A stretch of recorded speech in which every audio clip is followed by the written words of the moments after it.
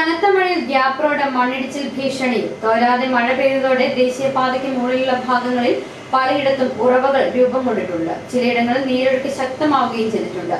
മുൻ വർഷങ്ങളിലെല്ലാം തന്നെ ശക്തമായ മഴയിൽ വലിയ രീതിയിലുള്ള മണ്ണിടിച്ചിൽ ഉണ്ടായിട്ടുണ്ട്.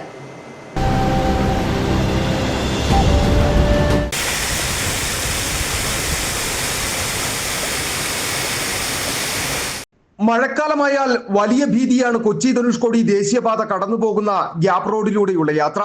കാലവർഷം ആരംഭിച്ച കഴിഞ്ഞ കുറച്ച് ദിവസങ്ങളായി മഴ ശക്തമായി പെയ്തതോടെ ഗ്യാപ് റോഡ് ഭാഗത്ത് മണ്ണിടിച്ചൽ ഭീഷണിയും നിലനിൽക്കുന്നുണ്ട്. ദേശീയപാതയ്ക്കായി മണ്ണെടുത്തിരിക്കുന്ന പല ഭാഗത്തും പുതിയതായി ഉറവച്ചാലുകൾ രൂപപ്പെട്ടു.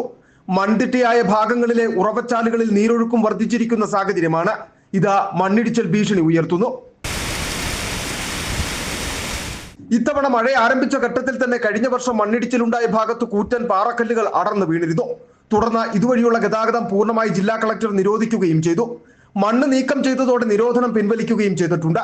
നിലവിൽ ദിവസേന ആയിരക്കണക്കിന് സഞ്ചാരികളുടെ വാഹനങ്ങളാണ് ഇതുവഴി കടന്നു പോകുന്നത്. City vision, bison Valley.